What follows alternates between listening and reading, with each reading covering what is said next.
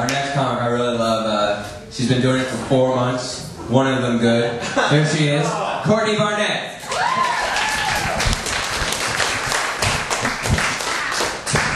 Michael Priest, been doing comedy 3 months, one of them not in front of his mirror in his underwear. Good job, Michael.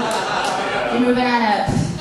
Right, I'm sorry to keep drawing attention to this, but it's bugging the shit out of me. Like, just because you're coming to a comedy show doesn't mean you have to dress funny. It's okay. It's not how we're working. If you were trying to look resistible, like it would have happened for me without the wig. I mean, okay, no, we don't like her. Okay,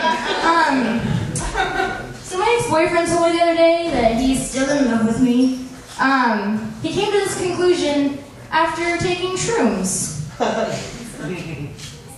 I made him stop telling the story, like, before he told me what the leprechaun told him. But I was like, you know, if you hear my dad laughing this one. If you have to take drugs to be in love with me, then keep taking them. It's my only philosophy. I mean, there's one thing that I've learned from relationships, it's that I'm kind of like a Pink Floyd album. Like, not that I'm deep or interesting, just that, like, people have to be under the influence to fully appreciate me. So, that would have been interesting if that whole situation worked. Like, I mean, like, imagine, like, 10 years from now, like, telling our kids Starlock and Space Jam, you know, oh, how did Mommy and Daddy get together? Well, kids, one night Daddy did a bunch of psychedelics, and he saw some blue jeans dancing, and thought he was a glass of orange juice, and Mommy was the only one who could tolerate his bullshit. And now we're married. Isn't that how it works in the first place? So my nephew turned 13 yesterday. I'm 21, and I have a 13-year-old nephew. That's weird. I never said it was normal. But anyway, if we were Jewish, he would have a bar mitzvah. But we're just really Southern, so instead we're just gonna get him shit-faced. If he was raised properly, it would not be his first time. That's how you come of age. That's how you come of age in South Alabama. And it's really awkward, like, growing up, like, having my niece and nephew, like, so close in age to me, because they never really understood that I was their aunt. They just thought that I was Mommy and Daddy's best friend that always, like, hung around all the time. And it was heartbreaking to explain to them that I was not Mommy's best friend, because Mommy was a whore, and she made other men her best friends. That's a true story. You can't go what you want. Anyway, so I was a total accident. Like, my brothers are a lot older than me. My parents were pissed off at first, and they found out they were pregnant with me. I'm sorry. I'm stumbling over my words. Yes, they were pissed at first. So, like, the biggest fuck you can do to them, like, when they're pissed that you're gonna be born, is basically just, like, be a success story. Like, get all A's in school, go to college, do stand-up comedy, and make fun of them. I don't know. Meanwhile, the planned one, like, is a diehard Creed fan. And wears tank tops by choice. Small thing. Anyway, I was told one time by a gay man that I was very beautiful, but I was a very generic-looking white girl. I was like, I don't really know what's wrong with being, like, a generic brand, because it means you do the same thing for a cheaper price. And no one's really judging the quality. I mean, come on now. Works, it works. So I told him, I was like, I'm pretty sure that you're a generic brand gay man. You just go around town handing out AIDS at half the cost. Oh, they're just as powerful as regular AIDS.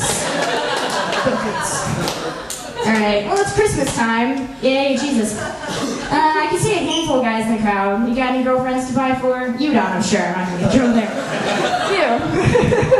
You. No one has any ladies to buy for. Gentlemen? Okay, get him drunk. Just do that.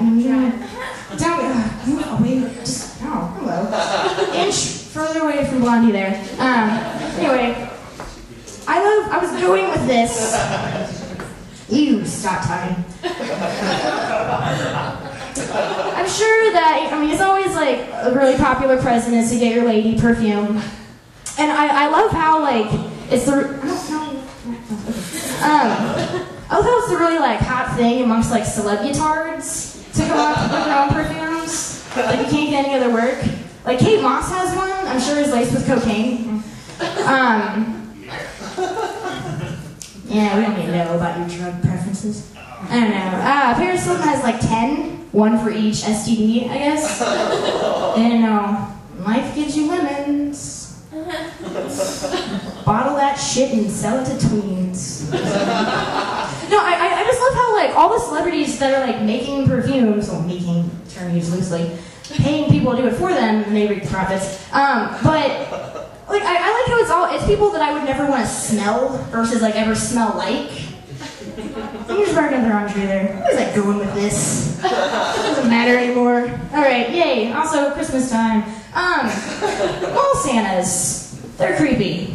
Yeah. They're very creepy. I was always petrified as a child to like take pictures with Santa or the Easter Bunny, which I pride myself on, because I think I just had like a really early pedophile radar.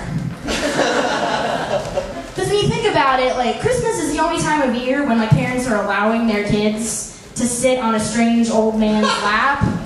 And I'm the weird one.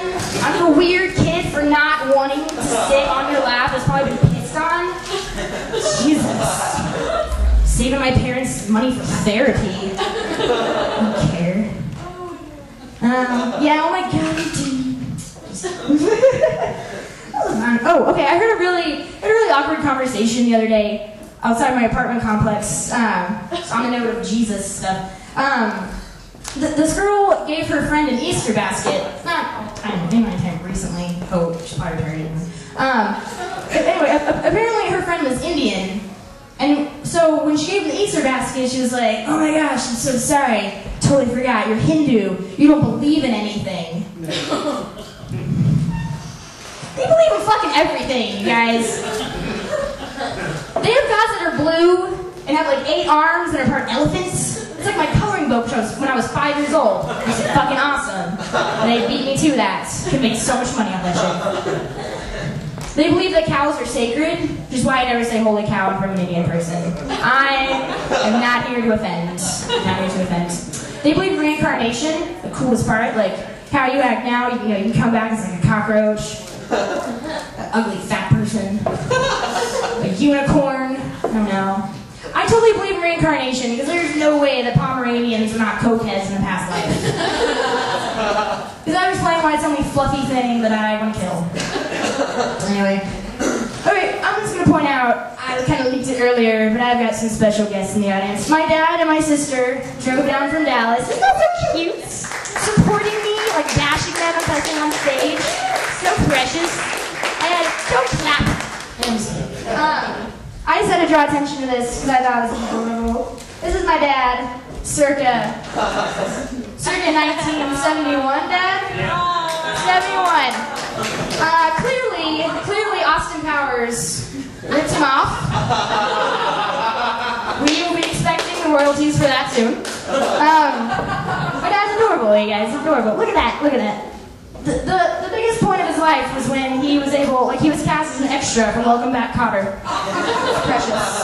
It's precious. Now, I get my sense of humor from my dad, so if you don't like that, I don't care. I mean, he's cooler than you. If you do like it, buy him a drink, because he's a good Southern boy and he's from Bad Town. Yeah. That's all I got. Thanks, you guys.